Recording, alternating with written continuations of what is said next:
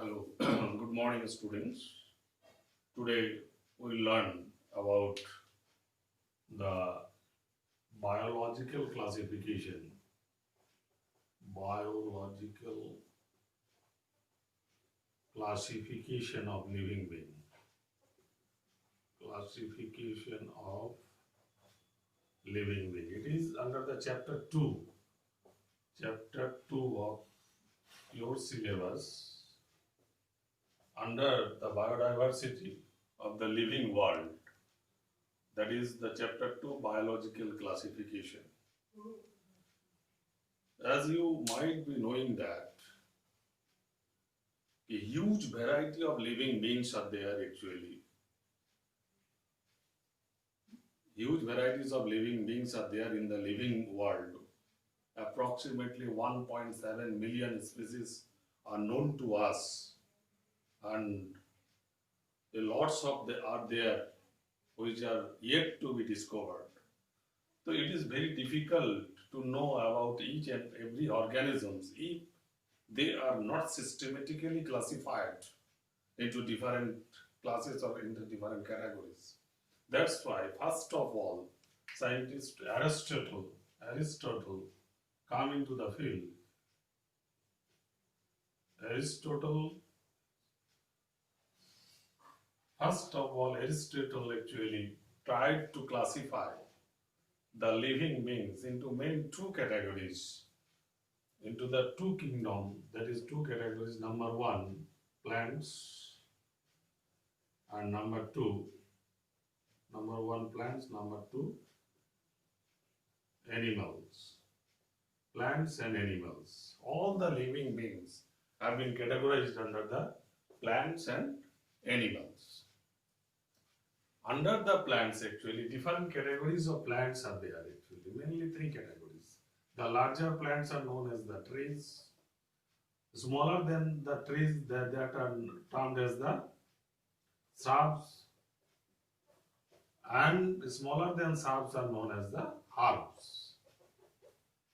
And animals are there. All the plants, all the living beings are categorized under the plants and animals, under the plants, trees, shrubs and herbs. This type of classification was given by the Aristotle. Then Linnaeus,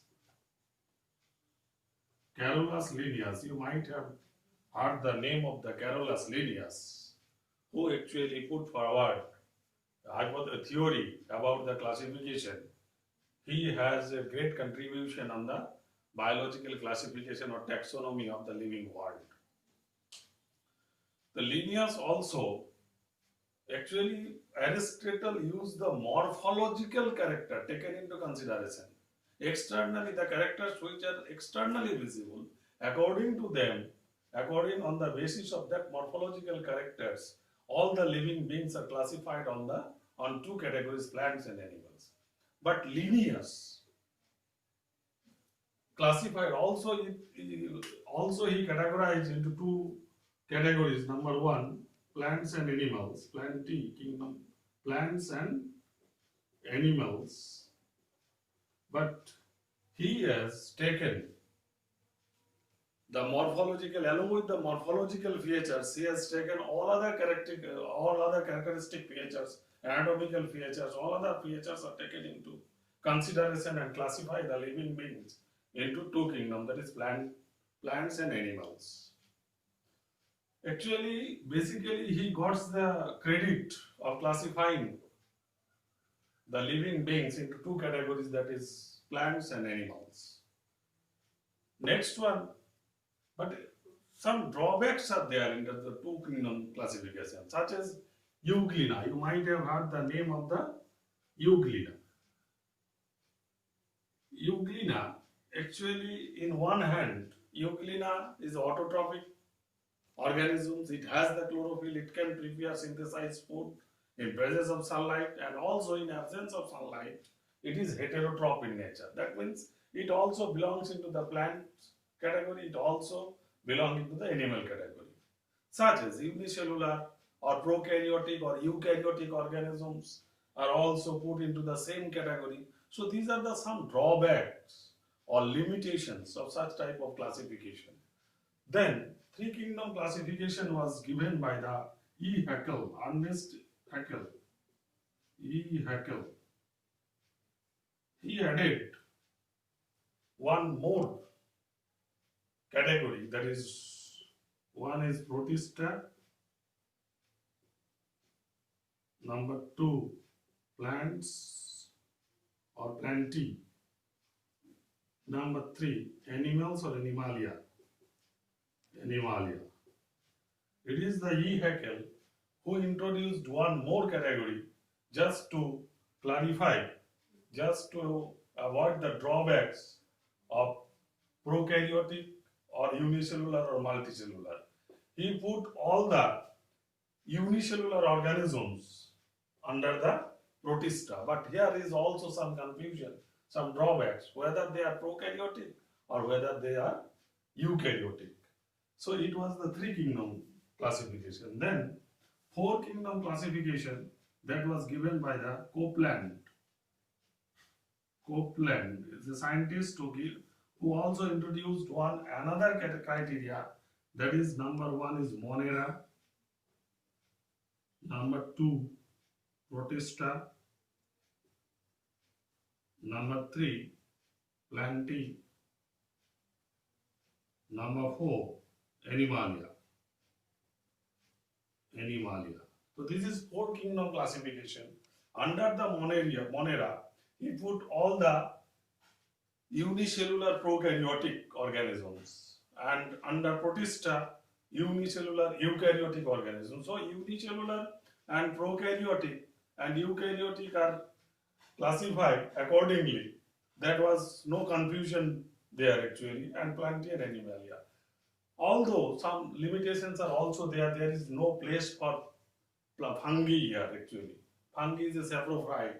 There is no position or place of fungi here. So that's why another system of classification, another classification is there by the Whittaker. Whittaker actually brought forward the five kingdom classification. Whittaker. Five kingdom classification.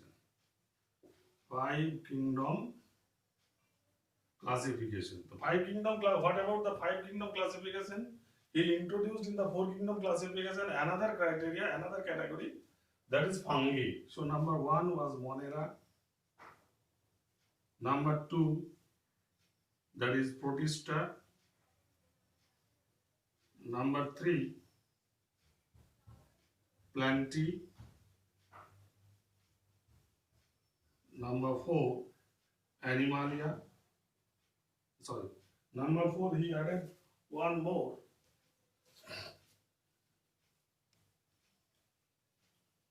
Number three, he added fungi. Number four, Plantae. Number five, Animalia. So here the five kingdom classifications: Monera, Protista, fungi, Plantae, Animalia. It is generally used in these days. Nowadays, this type of classification is used actually under the Monera. All the unicellular prokaryotic organisms are included here. Under the Protista, all the unicellular eukaryotic organisms are there. Under the fungi, that is actually saprophyte, all the saprophyte, those mode of nutrition are saprophytic in nature, they are under this category. And under the Plantae, all the autotrophic organisms are included under this one. And under the kingdom Animalia, all the heterotrophic living organisms are included here. This is the five kingdoms classification. And the sixth kingdom classification is also there. That is sixth kingdom classification. Sixth kingdom classification is also there. That is given by the Woos, O-W-O-E-S. Woos, given the sixth kingdom classification. But however, these five kingdom classification nowadays are actually applicable in our syllabus, or we use this type of classification. In Sixth Kingdom classification, Monera is divided into two categories. Number one is Archaebacteria, that is ancient bacteria, and number two is Eubacteria, that is modern bacteria.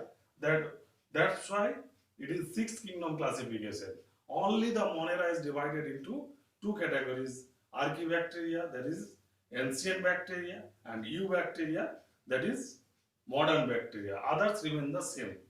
However, these five kingdom classification are now applicable, or in these days, these five kingdom classification are in use. Okay, thank you very much.